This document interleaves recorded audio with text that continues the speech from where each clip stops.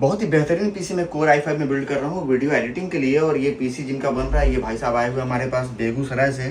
PC core i5 में 14 generation का है और DDR5 रैम 32 GB के साथ 250 GB SSD और 2 TB हार्ड ड्राइव के साथ इस पीसी को बिल्ड किया जा रहा है। पीसी आप सामने देख पा रहे होंगे कंप्लीट फाइनल हो चुका है। अब इस पर बस थोड़ा सा काम और रह गया है, हार्ड ड्राइव वगैरह लगाना और इसकी कंप्लीट वायरिंग करना।